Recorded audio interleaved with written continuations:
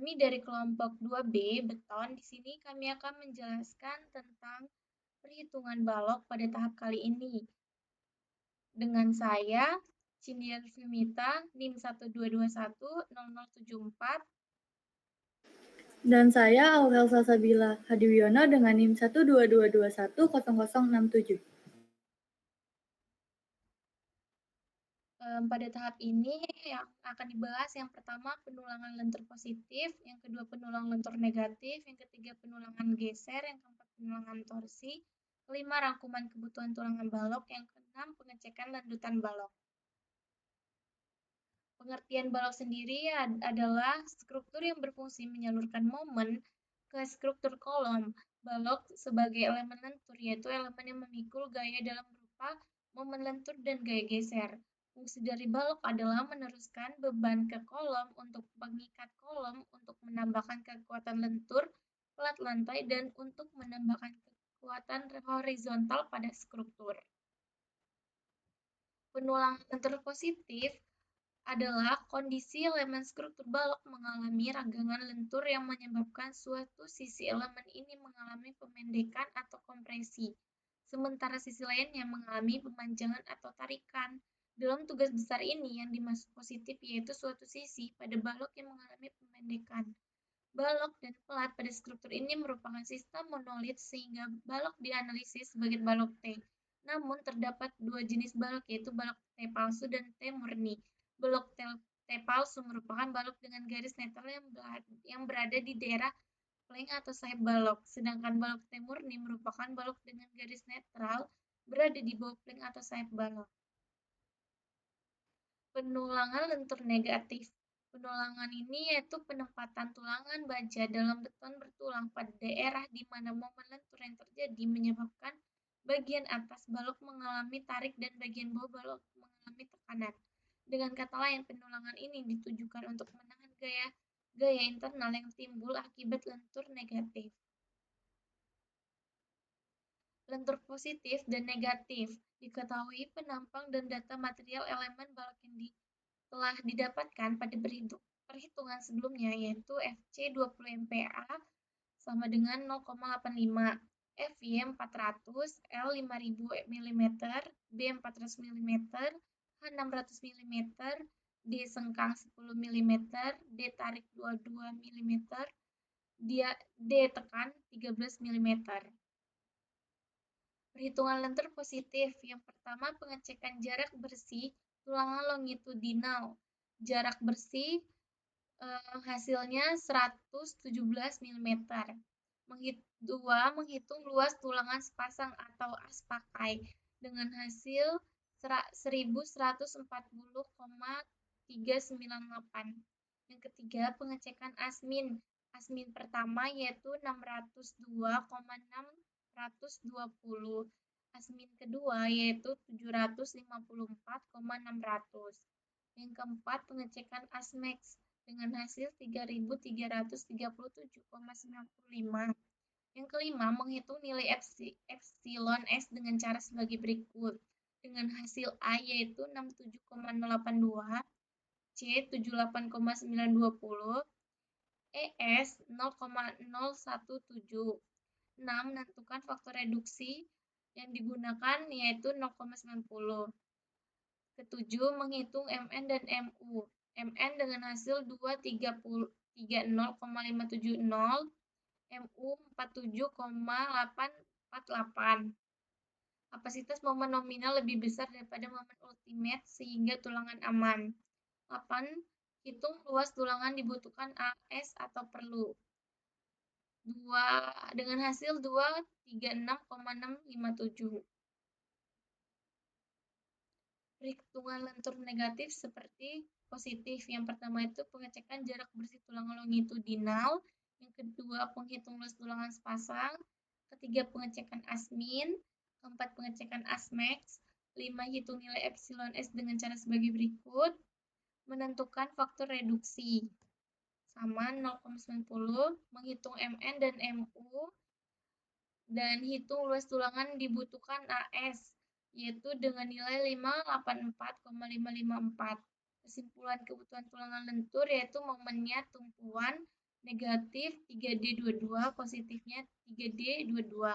Lapangannya negatif 3D22, positifnya 3D22. Penulangan geser. Perilaku geser pada balok beton bertulang sangat kompleks, di mana mekanisme yang betul dari pembentukan retak miring akibat geser yang tinggi sangat sukar untuk ditetapkan. Hal ini dikarenakan banyak faktor atau parameter yang mempengaruhi kekuatan geser. Gaya geser umumnya tidak bekerja sendiri, tetapi berkombinasi dengan lentur, torsi, atau gaya normal. Keruntuhan akibat gaya geser pada suatu elemen struktur beton bertulang adalah gelas, yang artinya secara tiba-tiba tanpa ada tanda-tanda ataupun peringatan. Hal ini disebabkan karena kekuatan menahan geser lebih banyak dari kekuatan tarik dan tekan beton dibandingkan oleh tulangan gesernya. Dengan hasilnya yaitu parameter yang digunakan pada penulang geser balok yaitu sebagai berikut. Terus yang keduanya, tentukan gaya yang ditinjau Fu-nya. Yang digunakannya itu 91,543 kN. Terus ketiga, tentukan jumlah kakinya yang digunakan yaitu 2 buah. Keempat itu tentukan spasi sengkang yang digunakan yaitu 100 mm. Yang kelima, hitung luas tulangan geser menggunakan AF dengan hasil 157,080. Yang keenam, tentukan demand geser atau Fn dengan kapasitas geser Fc dan demand geser kontribusi tulangan atau Fs. Fc itu hasilnya 163.912,727 Newton, Fs 203198,213 Newton, Fn 367110,940 Newton. 7. Tentukan nilai spasi yang dibutuhkan. Spasi max 1-nya itu 134,75 mm, spasi max 2-nya 132 mm, spasi max 3-nya 150 mm. Dengan hasil yang didapatkan sebagai berikut.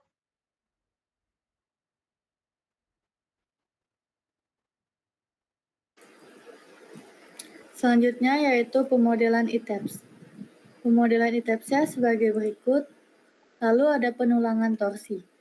Tulangan torsi diaplikasikan pada arah longitudinal seperti tulangan lentur ataupun pada arah transversal seperti tulangan geser.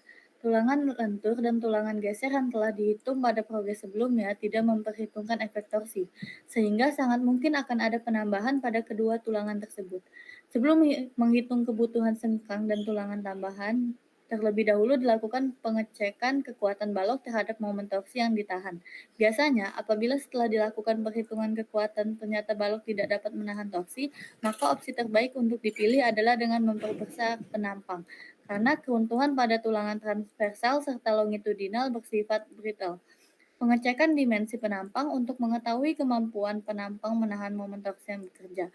Langkah pengecekan sebagai berikut. Yang pertama yaitu dengan menentukan momen torsi maksimum. Momen torsi ditentukan dengan menggunakan bantuan ITEPS dan didapatkan nilai momen torsi sebesar 17,2793 kN. Yang kedua yaitu menghitung luas dan keliling balok. Luas yang didapatkan yaitu sebesar 240.000 mm persegi dan nilai keliling baloknya yaitu 2.000 mm. Yang ketiga yaitu menentukan X0 dan Y0. X0 yang didapatkan yaitu 310 mm dan Y0 yang didapatkan yaitu 510 mm. Yang keempat menentukan AOH dan AO.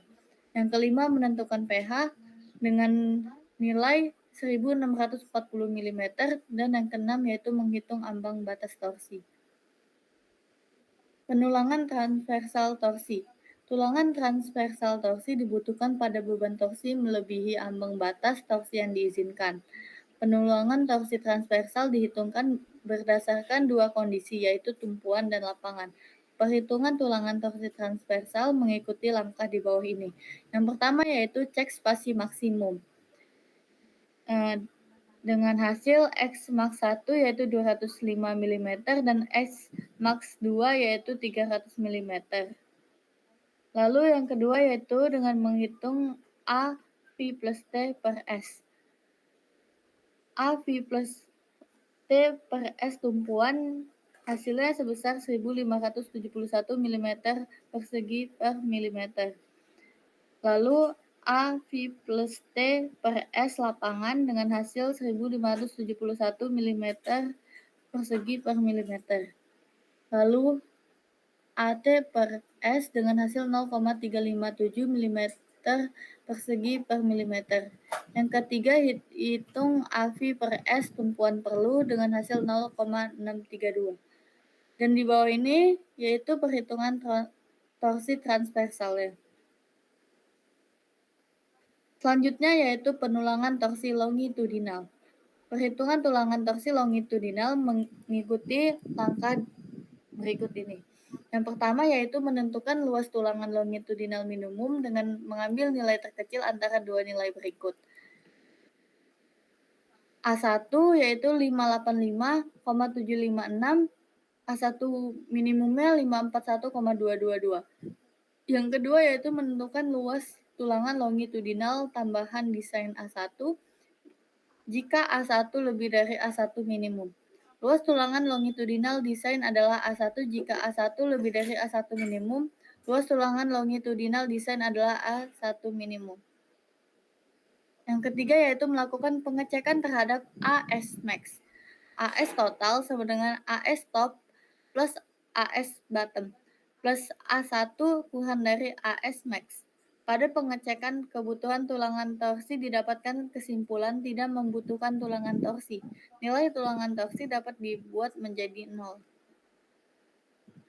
Selanjutnya yaitu rangkuman kebutuhan tulangan dan dimensi balok. Rangkuman akan berisi terakhir dimensi untuk setiap jenis balok, diameter, kebutuhan tulangan, dan jarak antar sengkang.